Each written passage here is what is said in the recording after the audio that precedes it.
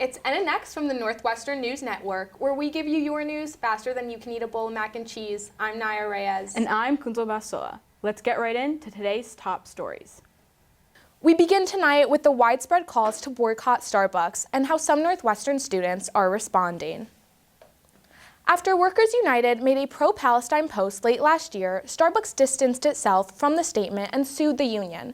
The company's response has led some students to start purchasing coffee at other cafes around campus, or making their own. We reached out to Compass Group to ask how the boycott has impacted sales over the past few months, but did not get a response. However, workers did tell us they've seen a slight uptick in customers since students returned from winter break, but foot traffic still hasn't returned to normal. We'll continue to follow this and provide updates. Northwestern's Health Promotion and Wellness Department, also known as HPAW, is offering students Narcan and opioid overdose training. NNN's Aria Wozniak has more on what the program looks like. With 2001 opioid overdose deaths in Cook County in 2022, education on overdose and response is receiving more attention on Northwestern's campus. This winter, HPAW is hosting hour-long Narcan and opioid overdose trainings, a program that started in the fall after an influx of requests from students. While several sessions are just for fraternity and sorority life, other trainings are open to all students. We kind of start right with the basics like opioids 101. We talk about what are opioids, what are examples of it, and then we kind of go into how to address an opioid. So what are signs that someone can show when they're experiencing an overdose by opioids? A student-run club called Team Awareness Combating Overdose, also known as TACO, is working with HPAW to help get students trained. And one of them said they just did a Narcan training and they went to Coachella and they ended up using it. So you never really know when you're gonna come across someone who's overdosing on fentanyl or a different opioid. Students leave the training with a box of Narcan, fentanyl test strips, and a face shield, which is used for CPR. Basically blow through here, and then it would be able to push air into that person's lungs as well, because suppressed breathing is one of those big signs and symptoms if someone is experiencing that overdose as well. Fentanyl test strips are also constantly available on campus at Searle Hall, Norris, area desks, or the Fraternity and Sorority Life office. And then TACO will also be doing weekly distributions. We'll have a little stand and candy and stuff like that, in case picking it up in front of somewhere else might be a little more intimidating. Information about where and when TACO distributes the strips is posted on their Instagram.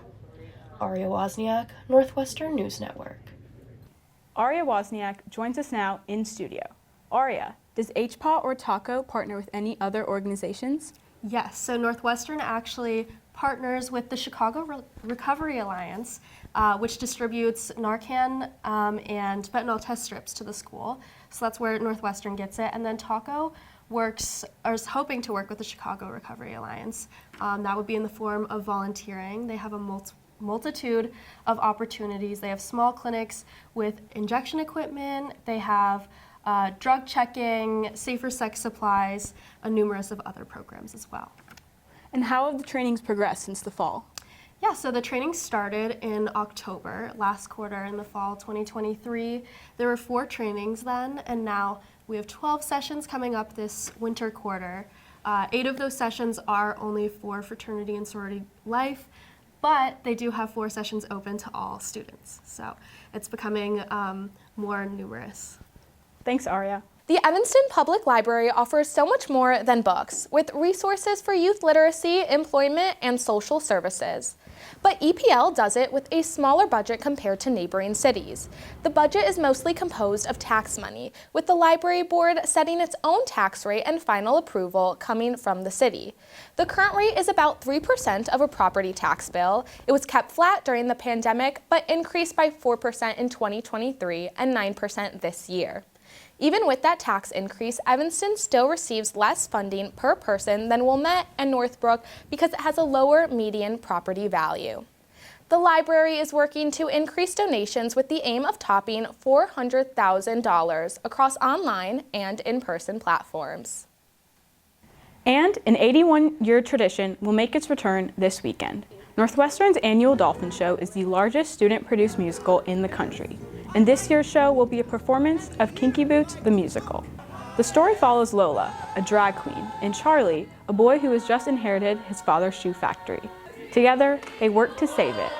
I think this show is so special for me because it is so rare that someone like me, a Black queer man, gets to step into a role that celebrates those things so profoundly and is unapologetic about how important those things are to the character's identity. The show will open this Friday in Conn Auditorium. Tickets are $10 and can be bought on the Northwestern box office website, where you can also find a list of show dates and times. So, are you going to the Dolphin Show, Naya? I am. It's actually part of my winter quarter resolutions to go to more student productions. So I am seated for Kinky Boots next week. Sounds very exciting. That's all we have for tonight on NNX. I'm Naya Reyes. And I'm Kunzal Basola. Stay tuned for the Northwestern News Report. Have a good night.